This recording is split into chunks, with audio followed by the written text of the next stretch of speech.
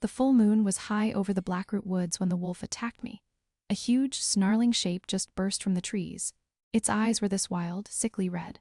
I froze right there on the path, my breath caught in my throat. The smell of rotten meat and wet fur hit me all at once. I knew this thing was not a normal animal. Then Kalen Thorne, our pack alpha, was there. He was a massive gray wolf. He slammed into the feral beast. They rolled together in the dirt and the dead leaves. The snarls were so loud. I saw claws rip at fur. Dark blood sprayed on the pale roots of a tree. I could only stand and watch. My hands were clenched into fists at my sides.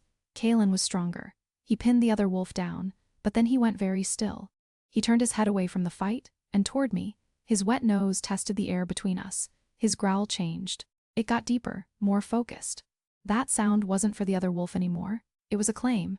It made my own spine stiffen with pure instinct. His head snapped back to the feral wolf. He ended it with one brutal motion.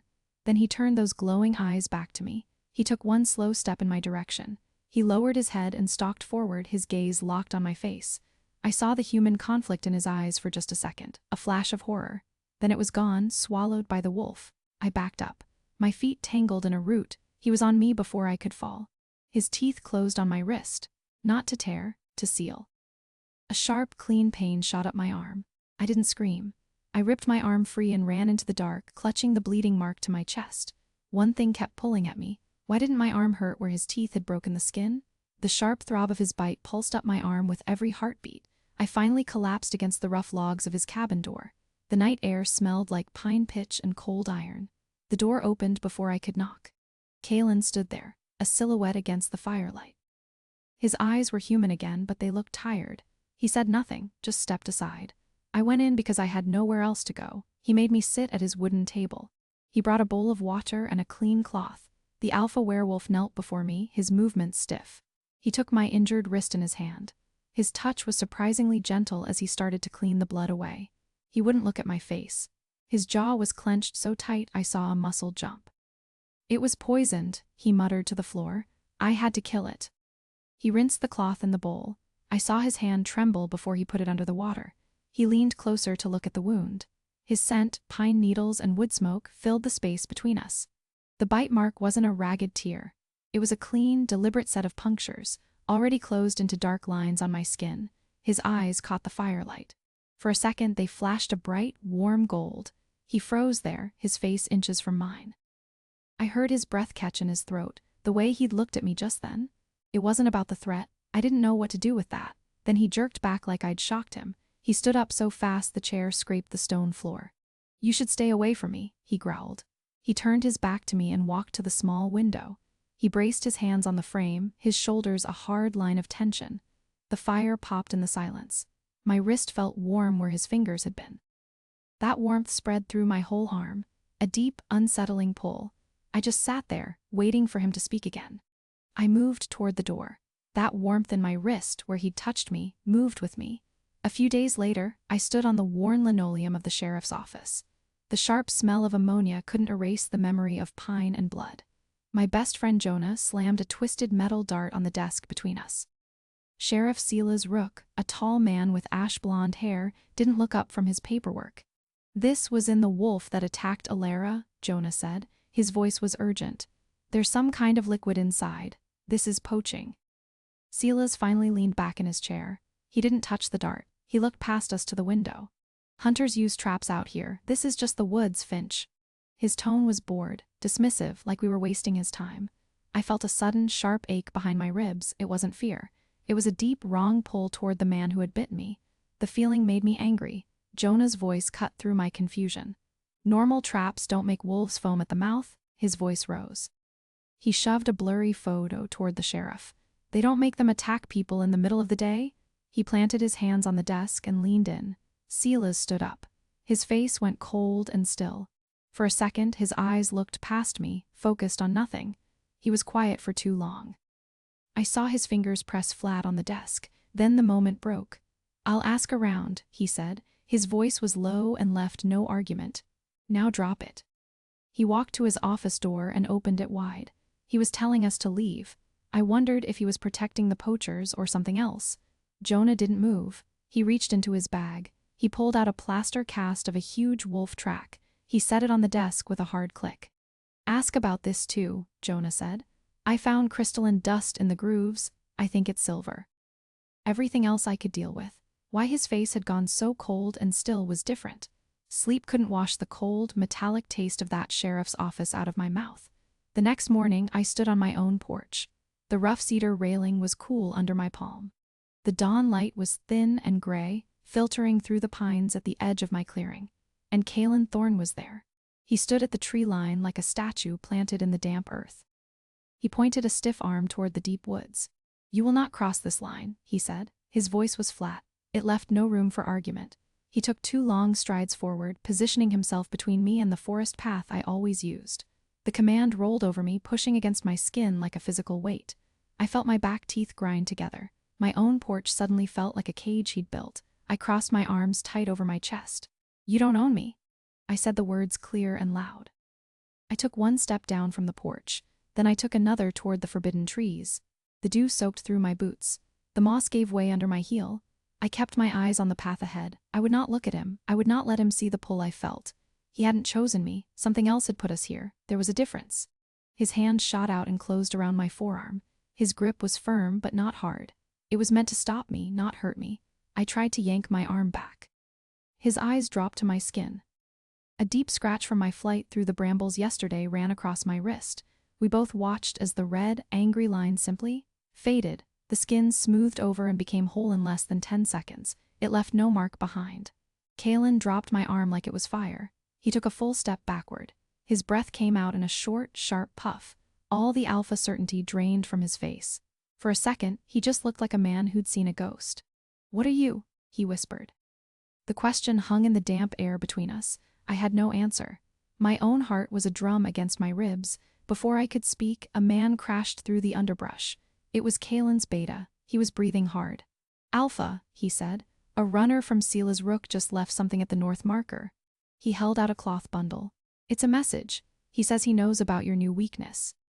Real quick, if you're here for the tension between the pack politics and this strange new bond, hit subscribe. Because what Silas knew, and what he was planning to do with that information, was about to change everything. The ghost of Kalen's grip still ached in my shoulder. Later that evening, I stepped into a silent clearing. The damp scent of upturned earth hung thick in the twilight air. Kalen was already there. He sat on the flat stump of an old pine, his back to me. The sky was a deep bruise of purple and gray. I walked over and sat on the moss a few feet from him. We didn't speak for a long time. I watched his hands. They rested on his knees, and the fingers of his right hand tapped a slow, uneven rhythm against his leg. Finally, he spoke to the trees. The bond isn't a choice, he said. His voice was low and rough. It's a pull in your blood, an old magic from before there were packs or alphas. He turned his head just enough to see me from the corner of his eye. I told you to leave because I thought it was a curse. I thought my claiming you was the curse. He let out a slow breath. His shoulders slumped and he looked tired. It was the first time I'd seen him without that rigid posture of command. Then what is it? I asked. My own voice sounded small. It can be a warmth, he said. He looked down at his own hands. Or it can be a deep ache if you fight it. It depends. I shifted my weight on the moss. My knee brushed against his boot by accident. A sharp, pleasant heat shot up my leg. It wasn't a command. It wasn't a pain. It was just a feeling, strong and simple. We both went very still. I heard his breathing stop for a second, then start again, faster. Our faces were close now. I could see the old scar that cut across his jawline. He turned his head fully toward me. His eyes were a dark gray, not gold. He looked at me for a second too long. I didn't know what it meant. Then he closed his eyes. He leaned back, putting space between us again. He rested his head against the rough bark of a tree behind the stump. The unasked question hung in the cooling air between us. Was the magic the curse, or was resisting it? The phantom warmth of his hand on my cheek lingered against the evening chill. We met at the northern border's worn marker stone. The scent of damp pine and cold iron from the old fence filled my lungs. We weren't alone for long. Sela's Rook, the rival alpha with ash-blonde hair, stepped from the trees. He looked at my neck and smiled. It wasn't a friendly smile. A human mate, Sela said. His voice was flat and cold. I can see his claim from here. It reeks of desperation, Kalen. He began to circle us. My friend Jonah stood rigid beside me. I felt a cold fear in my stomach. Kalen moved without a sound. He placed himself between Silas and me. A low growl started deep in his chest. The sound made the hair on my arms stand up. He hadn't chosen me. The bond had. There was a difference. But right then, the difference felt very small. "Touch her," Kalen said. His voice was quiet but clear. "Touch her and I will end you." His eyes changed then. They turned a pale, wolfish yellow. I saw his hands. They were open at his sides, but his fingers were curled stiff. Silas stopped his circling. He laughed, but the sound was thin and sharp. "Your pet isn't the only one with a new weakness." He looked right at me. "Silver leaves a scent too. It calls to the dark parts of the wood." I thought of Jonah's recording, left as a trap. My throat went tight. Kalen went still. He looked at Silas for a second too long. I saw his throat move. He didn't speak. I didn't know what that silence meant, and that scared me more than the growl. "Consider this a formal challenge," Kalen said finally. His voice was rough. "For territory, for the breach. 3 nights from now, the mill clearing." Silas smiled wider. He gave a slow nod. "I accept. I look forward to claiming what's so poorly guarded." He looked past Kalen to me one last time. Then he turned and vanished into the trees. The smell of crushed ferns hung in the air after him. Kalen didn't turn around. He kept his back to us, his shoulders a hard line against the fading light. I stayed because I dragged Jonah here. I stayed because the danger I ran from was worse outside these woods. I took a step toward Kalen's rigid form. But why he'd looked at Silas for a second too long? I still had no answer. My jaw ached from holding back every word I hadn't shouted at Silas. I finally let out a breath into the damp air. Kalen was speaking with his beta a few yards away, his voice a low rumble about sentry rotations. His command to stay put at the cabin was a fresh brand on my mind. I looked at the exact line where his territory ended. It was just a fallen log covered in brown mushrooms. My feet started moving toward it. The moss was thick and springy, swallowing the sound of my steps. I reached the log and put my palm on the rough bark. I looked back. Kalen's broad back was still turned. A single muscle in his neck stood out tight, a cord of pure strain. Seeing it, a strange ache bloomed under my ribs. I hated it. I swung my leg over the log and stood on the other side. "Proving a point is a costly hobby, Alara Vance." The voice came from my left. Silas Rook leaned against a pine tree. He pushed off and walked toward me, his movements smooth. 2 of his wolves melted from the shadows behind him. He smiled, but it didn't touch his cold blue eyes. "I admire the spirit. Truly. It's wasted on a man who issues commands like he's talking to a dog." "I don't need your admiration," I said. My throat felt dry. "But you might need my protection," he said, his tone shifting. "A challenge has been issued. Things will get messy. My territory is secure. My rules are." Simpler. He took another step and the wolves fanned out. "Come with me, you'll be safe and useful." "Useful how?" The words were out before I could stop them. His smile widened, a real one this time, and it was worse.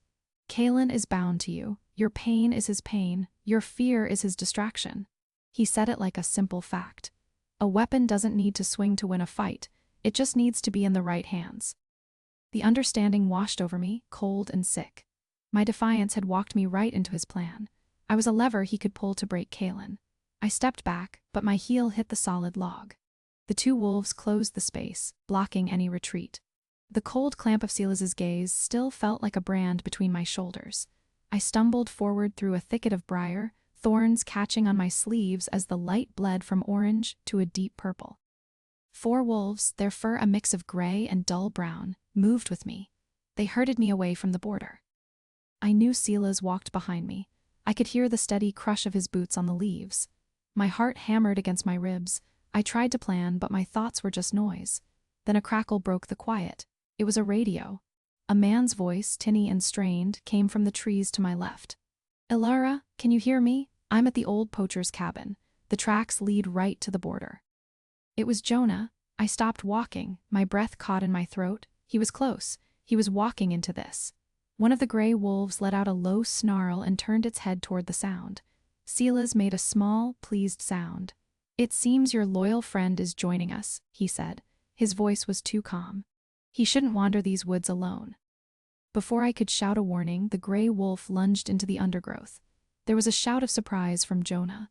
Then a terrible, heavy thud. The sound of tearing fabric. I tried to run toward it, but a second wolf blocked my path. Its lips pulled back from yellowed teeth. I heard Jonah cry out in pain. The sound was sharp and human, then it was cut off by a wet, choking gurgle. Silas watched me. His eyes were bright. He was enjoying my fear. He was enjoying my helplessness. I shoved past the wolf in front of me. It snapped at my arm, but I didn't care. I burst into a small clearing. Jonah was on the ground. His glasses were gone. The gray wolf was on top of him. Its jaws were clamped around Jonah's shoulder. Jonah's face was white. He was trying to push the beast away. Then the wolf's body began to change. Its fur receded into skin. Its limbs twisted and lengthened with a series of sickening pops. In a few seconds, a naked man knelt over Jonah. He was breathing hard. He wiped Jonah's blood from his mouth with the back of his hand. He looked at Silas, a question in his eyes. Silas gave a single, slow nod. The man stood up and stepped back, leaving Jonah bleeding on the ground. I fell to my knees beside my friend. His eyes were wide with a terror that had nothing to do with the wound. The phantom pressure of Kalen's gaze still clung to the back of my neck like a brand.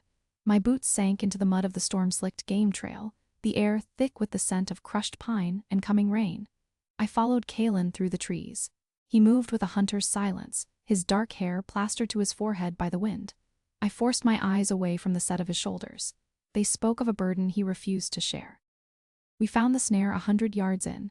It was a brutal thing of steel cables, half hidden under torn-up earth. Kalen crouched beside it. He didn't touch the metal. His hand stopped just short of the cable. I saw the reason then. A dull, metallic sheen coated the inner jaws. "That's silver," I said. My voice was flat in the wet air. Kalen only gave a sharp nod. He stood and scanned the ground. His movements were stiff, not with anger, but with a kind of focused dread. He found the tracks leading away from the mangled dirt. They were deep, made by something heavy and desperate. They headed north. "These are fresh," Kalen said. He didn't look at me. "The storm hasn't washed them out yet." He started forward, then paused. His hand came up, not to grab me, but to press flat against the trunk of a pine beside my head. It was a clear, physical barricade, a wordless command to let him go first. We followed the trail to the edge of a clearing. A low, rough-built cabin stood there, its single window dark. No smoke came from the chimney. The tracks led right to its door. Kalen turned to me then. The rain had started, tracing clean lines through the grime on his jaw. His eyes were not the storm color I remembered. They were a pale, washed-out gray, full of a regret that had nothing to do with the danger ahead. "Stay behind me," he said, his voice low.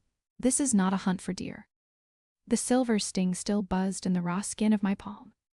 I stepped into the cabin's ruin, and the cloying scent of wet ash and spilled whiskey coated the back of my throat.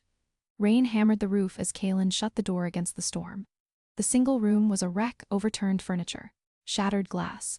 My eyes found the small cages first, stacked in a corner, their doors bent wide open. Then I saw the tools on a stained workbench. They were not for skinning deer. They were precise, cruel things made for containment. My stomach turned over. I looked at Kalen. He wasn't looking at the cages. He was staring at a child's wool mitten, faded and dirty, dropped near the fireplace. His whole body went still. I watched his hands. They hung at his sides, but his fingers were curled tight. Then I saw his throat work. He swallowed hard, like he was pushing something down. His shoulders, usually set like stone, dropped a little. The grim line of his mouth softened into something else. It wasn't anger. It was a kind of tired hurt I had never seen on him before.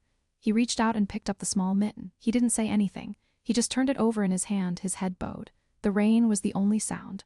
"My mother," he said, and his voice was low and rough. He hadn't planned to speak. "She was an Omega, gentle, she liked to knit."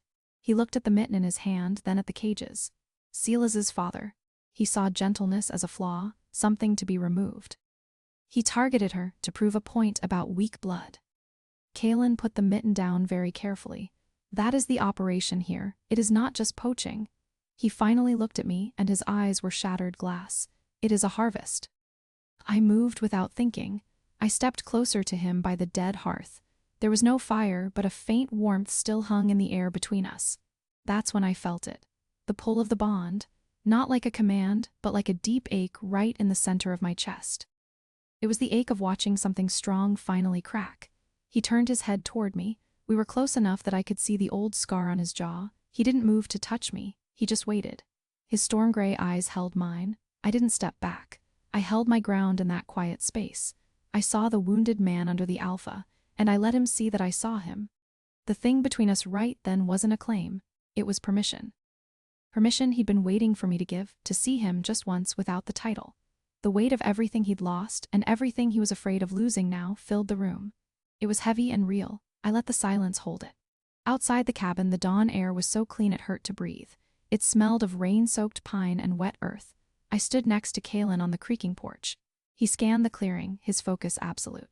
The storm had washed the world in a flat, gray light. Water dripped from the branches in heavy, steady drops. "Tracks will be clear now," Kalen said. His voice was rough from the long night. I watched his hands where they braced on the railing. His knuckles were white from the pressure. He wasn't human, I had to keep reminding myself of that. But the man who'd spoken of his mother in the dark, he felt real. We stepped down into the mud. My boots sank with a wet sound. We headed for the tree line, toward where that silver snare had been. The plan was simple. Follow the fresh trail to wherever they'd taken Jonah. Kalen moved ahead of me, a dark shape against the dripping ferns. Then he stopped. His whole body went still in a way I recognized. It was the stillness right before a fight. I froze beside him.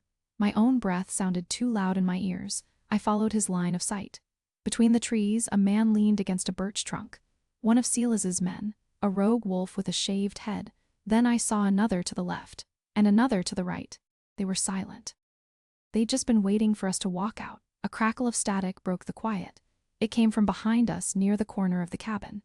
Someone had left a radio on the wet ground. A voice, tinny and strained, burst from the speaker. It was Jonah. "Elara, if you can hear this, they're not just taking animals." His words were rushed, broken up by interference. The fear in his voice was a cold knife in my gut. "They're taking people. They have cages in the mill and..." The transmission cut off with a final, harsh burst of static. The silence that followed was worse. Kalen shifted. He moved so that his back was to mine. It was a clear, wordless claim, a wall of protection. The men in the trees began to step forward into the clearing. The metallic taste of adrenaline was still in my mouth when we stumbled into the pack council chamber. The packed earth floor felt unnaturally cold under my boots. Silas Rook, the rival alpha with the ash-blonde hair, didn't wait. He slammed his fist down on the stone council table. The sound echoed off the high wooden beams. He pointed a long finger right at me. "There is the proof," he said. His voice was sharp in the quiet room. "Kalen's obsession breaches our oldest laws. He dragged a human into our war." Kalen stepped in front of me before I could even open my mouth. His broad back blocked my view of the hostile elders.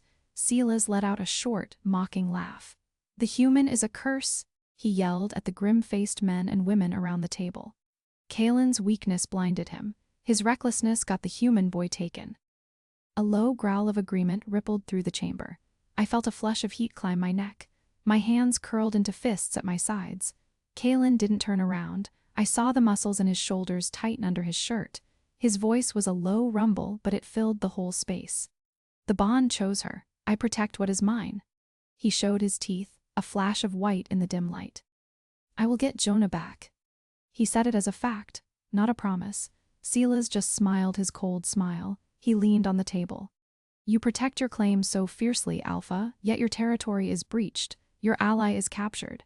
Your mate stands here, human and helpless." The words were meant to cut. I saw Kalen's hand curl into a fist at his side. His thumb pressed hard against his forefinger.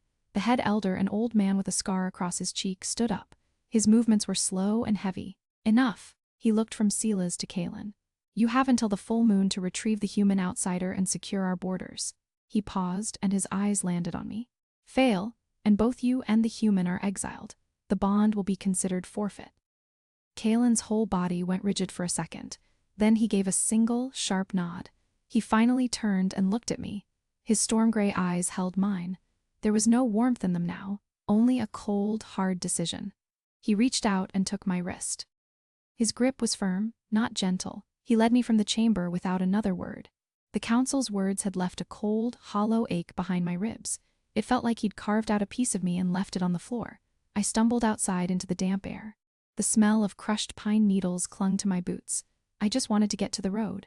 I wanted to forget his voice saying those things. Then I heard his steps behind me on the soft ground. Kalen moved to block my path. He didn't touch me. His posture was all wrong. His shoulders weren't set for a fight or a command. They were slumped. I turned my face away. I stared at a patch of pale moss on a stone. I wrapped my arms tight around myself. I was holding myself together. "Elara," he said. His voice was a low whisper. It held no alpha command. It was just a tired sound. I flinched at the raw pain in it. He didn't step closer. He just stood there. The fading light caught the old claw mark on his jaw. His hands hung loose at his sides. I saw a faint tremor in his right hand before he stilled it. "I pushed you away to keep you safe from them," he said. He wasn't looking at me. He was staring at the ground between us. "The bond, it hurts me too." His breath hitched. It was a small, broken sound. A single wet track traced a line down his cheek into his stubble. He didn't lift a hand to wipe it away. He just let it fall. We stood a foot apart. The space between us felt warm and heavy. It was a physical pull. My own hand twitched at my side. My fingers wanted to reach out. They wanted to brush away that tear. I curled them into my palm until my nails bit into my skin. I took a step back. His eyes opened. They were the gray of a winter storm. They held mine for a long second. Then he moved. He didn't reach for me. He turned his back to me. He positioned himself between me and the direction of the council hall. He stood as a shield. I understood then why he had moved his back to mine in the clearing.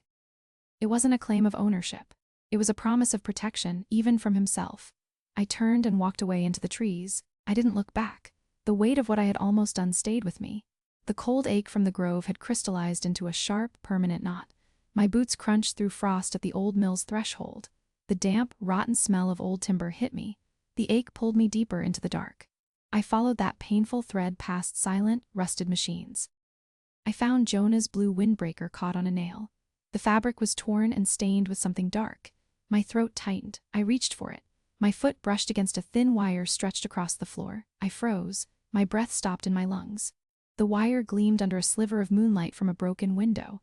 I was not alone in this place. A floorboard groaned overhead. I looked up at the shadowed loft. A low growl echoed down, a rough sound that was nothing like Kalen's. I thought of Kalen's strength, the solid wall of his back in a fight. I forced my shoulders straight. I picked up a rusted pipe from the floor. Its cold weight was a small comfort. The growl came again, closer now. I backed toward the mill's main door. A recording of Jonah's voice suddenly blared from a speaker in the rafters. "They're not just taking animals, they're taking people." The words looped, tinny and desperate. It was a lure. My hands went slick on the pipe. Figures detached themselves from the deeper shadows. I counted 5 of them. They moved with a predator's silence. The bond in my chest flared, a white-hot spike of warning. Was that my fear, or could Kalen feel it too? Could he find me now? I pressed my free hand hard against the ache. I backed up until my shoulders hit the rough plank wall. Silas Rook stepped into the weak light. His mouth was a flat, cruel line. He looked at the hand I had pressed to my chest. He knew what the gesture meant. He smiled then, a slow and satisfied thing. The main door behind him slammed shut with a final thud. The echo of that slam still vibrated in my teeth. I blinked against the sudden, harsh light of 100 oil lamps. Their heat already pressed against my skin. I stood on a rough-planked stage. My arms were wrenched behind me and bound tight. Silas Rook stood before a gathered crowd of grim-faced men and women. He gave a sharp smile and pulled a heavy canvas sheet from a large iron cage beside him. Inside the cage, Jonah crouched on all fours. My best friend's brown eyes were wild and unfamiliar.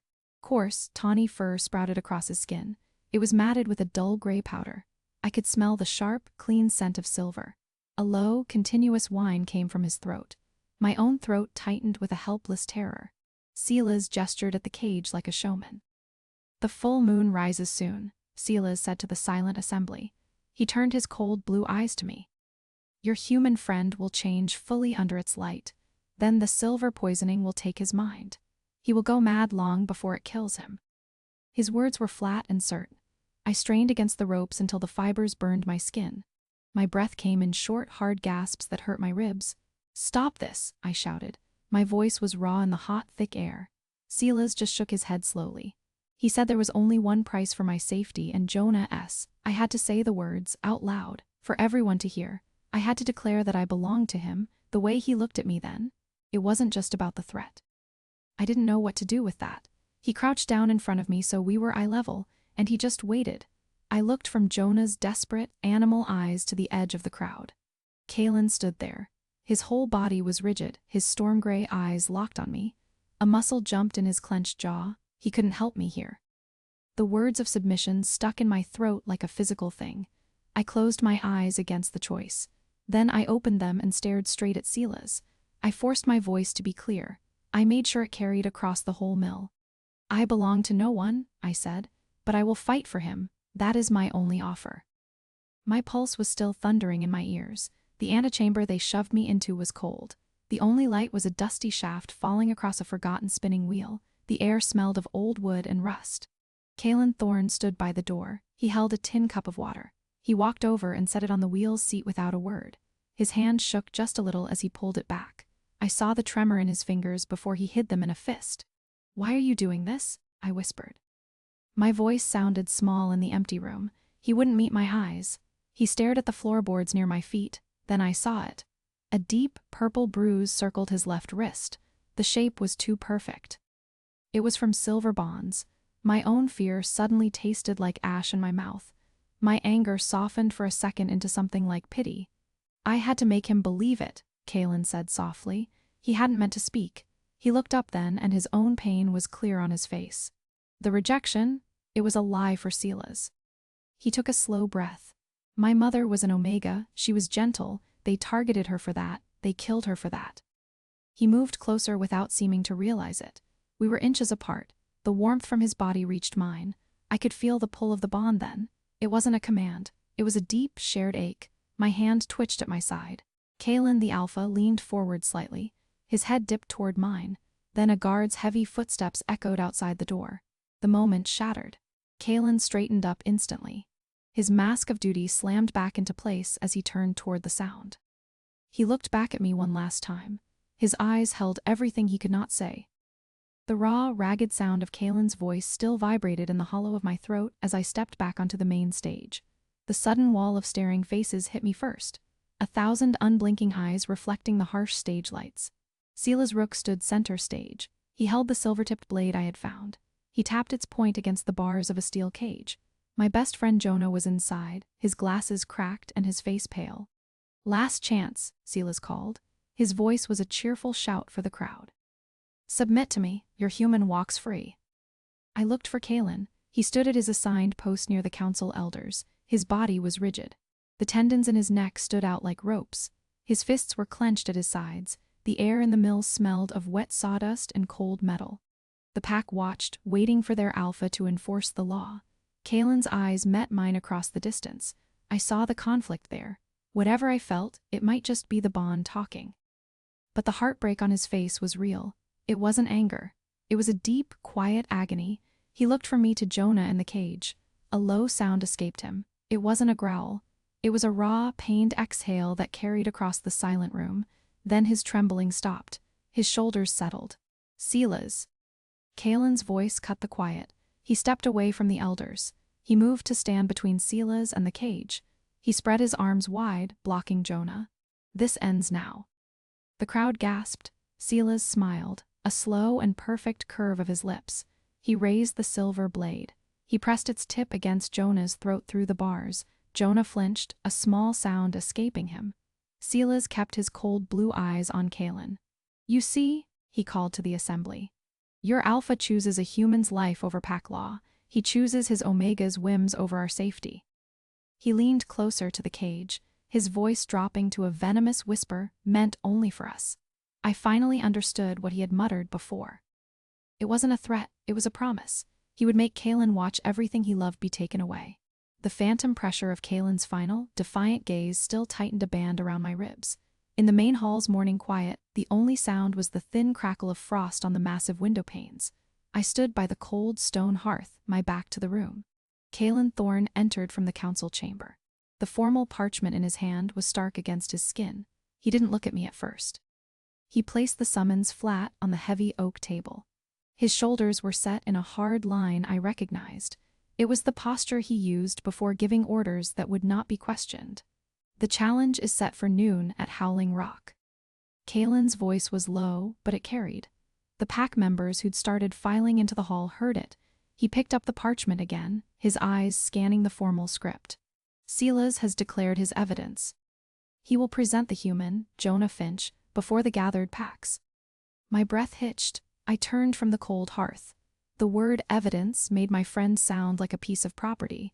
A cold rush of fear hit me, and it had nothing to do with the bond. Kalen finally looked at me. A muscle jumped in his jaw. He saw my reaction and his eyes darkened. "You will remain here."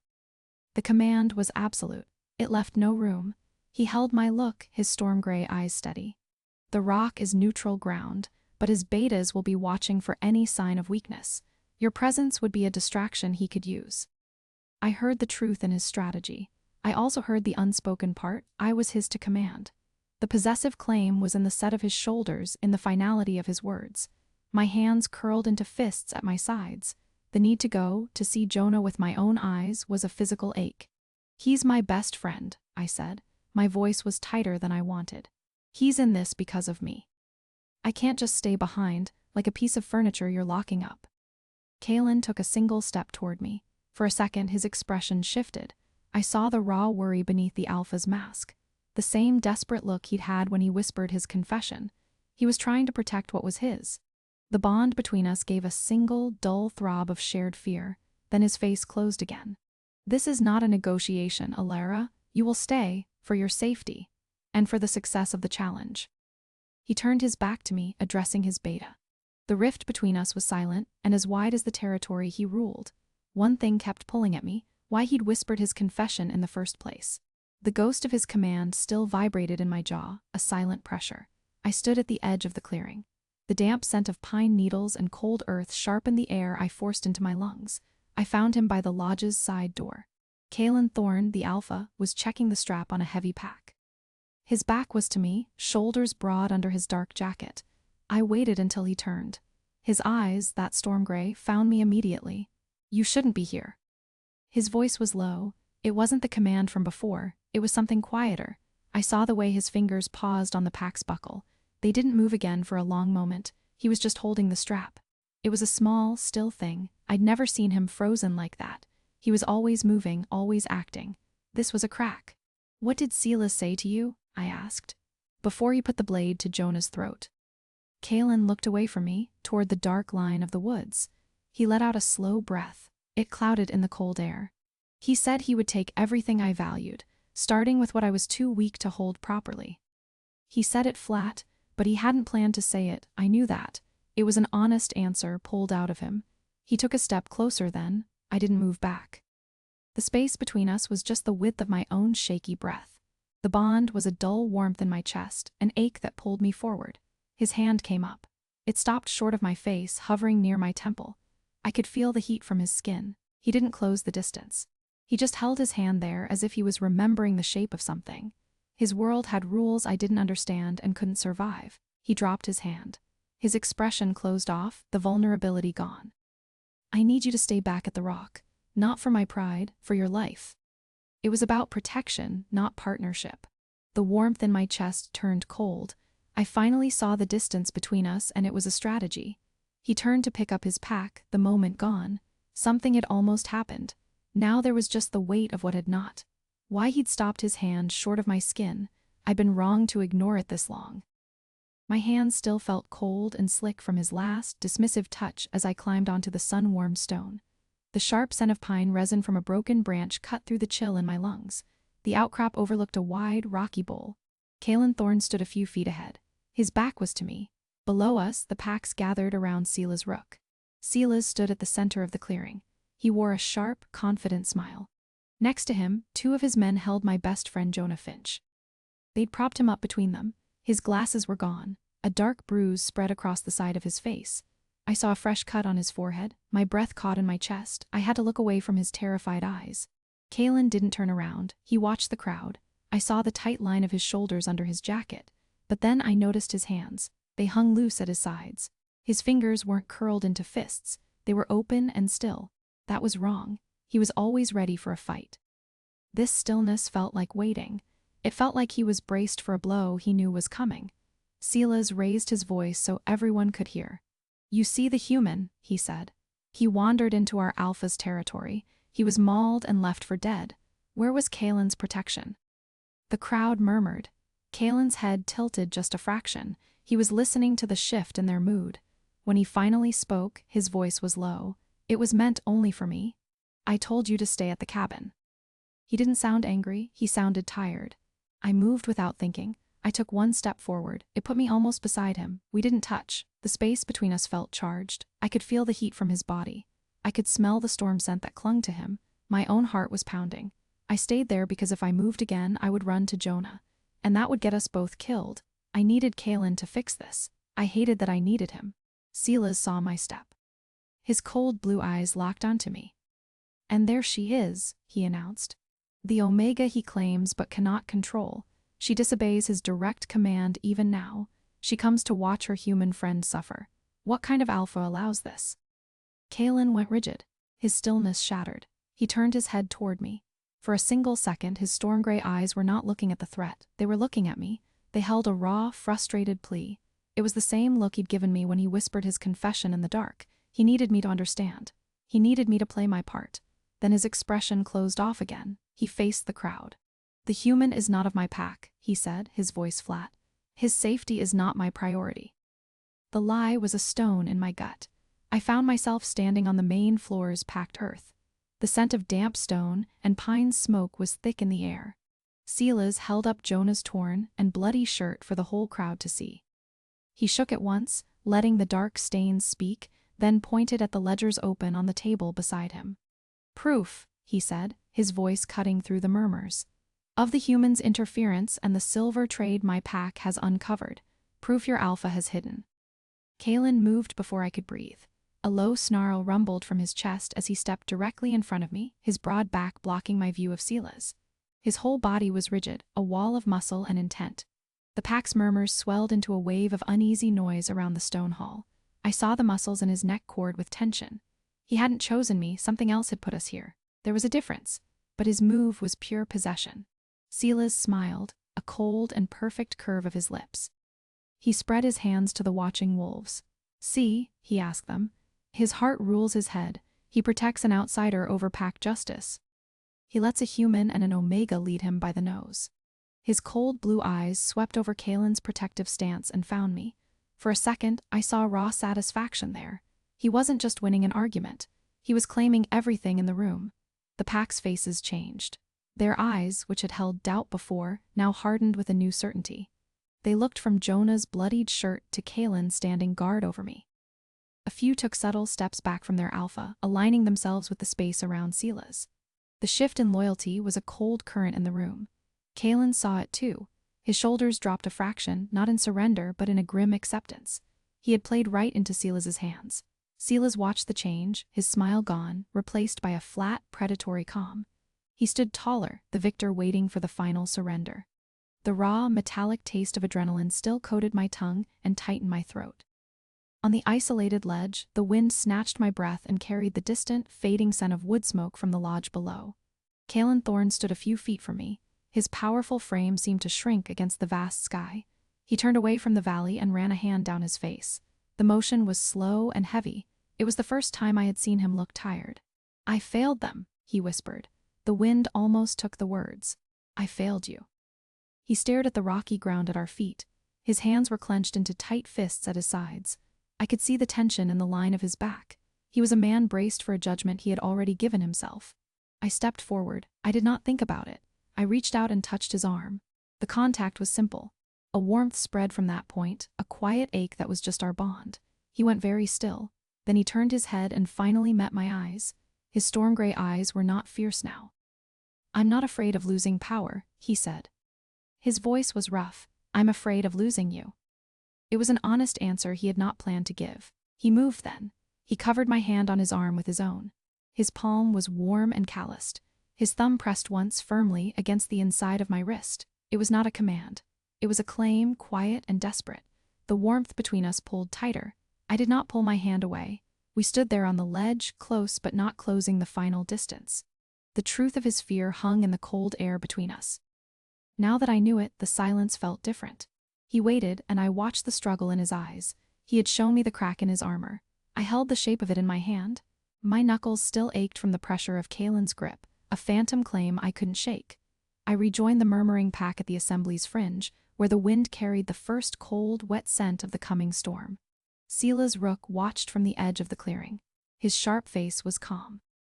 His men were spread through the pines like shadows. I saw Jonah Finch, my human friend, slumped inside a crude wooden cage. A dark patch stained his shirt over his ribs. The sight made my stomach twist. I turned Kalen's words over in my mind. His fear wasn't about being weak. It was about loyalty. It was about the people he was sworn to protect. Silas only understood power as something you took. Kalen understood it as something you held for others. That was a strength Silas could never claim. I looked at Kalen beside me. The line of his jaw was tight, but his eyes were on our people, not his enemy. They follow strength, I said to him, my voice low. So show them a different kind. Show them the kind that protects its own, no matter the cost. I reached out and gripped his forearm. His skin was warm under my fingers. He went very still. He looked down at my hand, then at my face. He didn't pull away. I knew what I had to try. I stepped away from Kalen and moved toward the main crowd. My heart beat hard against my ribs. I was an outsider with no status here. I saw the distrust in their turned shoulders and narrowed eyes, but I also saw the fear. I walked past a woman clutching her child, her scent sour with panic. I stopped in a small open space and raised my voice. You all heard the recording, I called out. You all see the man in the cage. Who do you think is next? The silence lasted for 3 heavy breaths. Then Silas Rook let out a low chuckle that cut through the quiet. His ash-blonde hair seemed almost white in the harsh sunlight. A pretty speech from a human pet, he said. His voice was calm and dismissive. He took 1 step toward me. But this is a pack matter. You have no place here. He looked past me to the crowd. His message was clear. I was an object to be removed, not a person to be heard. I felt a cold fear settle in my stomach, but I did not step back. Kalen was a dark shape at the edge of my vision. He had gone completely still. Silas took another step, his intent plain. He would grab me and drag me from the circle. The pack watched, their confusion a tangible pressure in the air. When Silas lunged, his hand aimed for my arm, I braced for the impact. It never came. Kalen moved faster than I could track. He caught Silas's wrist in midair, stopping him cold. The sound of the impact was a sharp crack in the clearing. Kalen did not shove him away. He held him there, forcing Silas to face him. Kalen's eyes were not gray anymore. They were the pure, flat yellow of a wolf. You do not touch her, Kalen said. His voice was a low growl that vibrated in my own chest. He released Silas's wrist with a sharp twist. Silas took a step back, a snarl twisting his sharp features. He looked from Kalen to me and back again. A slow, ugly smile spread across his face. So the alpha finally shows his teeth, Silas said. He raised his voice for the pack to hear. For a human, you break our laws for a human. He shook his head, the picture of disappointed righteousness. Then he dropped into a fighting stance. I challenge you, Kalen Thorne, for the pack, for everything. The fight was no longer about words. From my place at the fray's edge, I felt the packed earth shudder through the thin soles of my boots with every impact. The fight was a blur of fur and violence at the clearing center. I searched the crowd for Jonah. I found him near the tree line, his glasses cracked. He was staring at Silas's black truck, parked haphazardly on the grass. His face had a new stillness, a terrible focus that cut through his fear. I pushed through the onlookers toward him. The air was thick with the smell of disturbed pine needles and animal heat. I reached his side just as Kalen took a hit that made a sickening thud. Jonah did not flinch at the sound. His eyes stayed fixed on the truck's rear fender. The ledger, he said, his voice low and rough. It's not in the cab. He showed me a fake one. He pointed a trembling finger at a seam in the truck's bed. There's a panel. I saw him use it. A large wolf, one of Silas's loyalists, turned its head toward us. Its ears were pinned flat against its skull. I stepped in front of Jonah, my own movement a clear challenge. Can you open it? I asked Jonah, my back to the threat. He nodded and moved past me, his body hunched over his injured side. He ran his fingers along the fender's edge. His breath hitched when he found a hidden catch. The panel clicked open a fraction. From inside, he pulled out a stack of thick, leather-bound books. The pages were crammed with handwritten entries, dates, and sums. He held them out to me, his arms shaking from the weight of the truth they held. A shadow fell over us. The loyalist wolf, a man named Carrick now, stood there. He ripped the ledgers from Jonah's hands. He backhanded Jonah across the face with a force that sent my friend sprawling into the dirt. Carrick looked down at the books in his own hands, and his expression shifted from fury to a cold, calculating understanding. He knew what he was holding, and he knew exactly what it was worth. The sting of Jonah's grip on my wrist was still there, like a fresh brand. I finally unclenched my jaw. I could taste wet pine needles and cold air. Kalen stood a few feet away, his back to me as he watched the trees. The sound of the pack leaving Howling Rock was just a low hum now. We were alone for the first time since the fight ended. I leaned against the cold stone wall and let out a slow breath. My side ached where Silas had kicked me. Kalen turned, and his movements were stiff. A deep scratch ran from his temple down his neck, already clotting. He didn't look at me. His hands went to his belt, and his fingers fumbled with the buckle. That was a small thing. His hands were always sure. He got it open on the second try and let out a quiet breath. He pulled the leather strap free, slow. I watched him fold the belt over once, then twice. He held it in his hands and just looked at it. I'd never seen him handle anything with that kind of care. Carrick showed me a page, he said. His voice was low and rough. Before the challenge, he saw the shipping dates in the ledgers. They matched the nights our patrols were thinnest, the nights I sent them elsewhere. He wasn't making an excuse.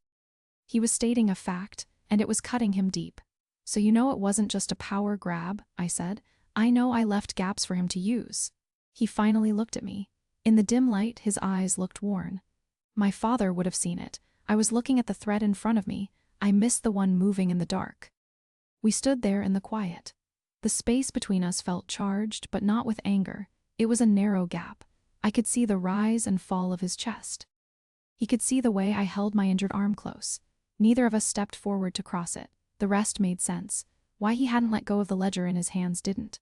Real quick, if you're here for the moment a pack's loyalty is truly tested, hit subscribe. You'll want to hear how this ends. He looked down at the leather-bound book.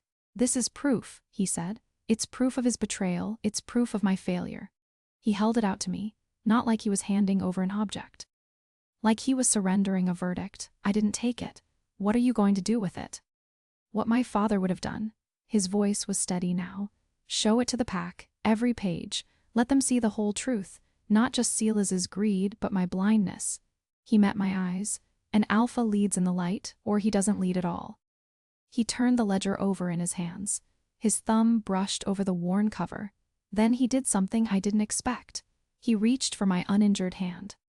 He placed the heavy book into my palm and closed my fingers around it. His hand stayed over mine. You carry it, he said.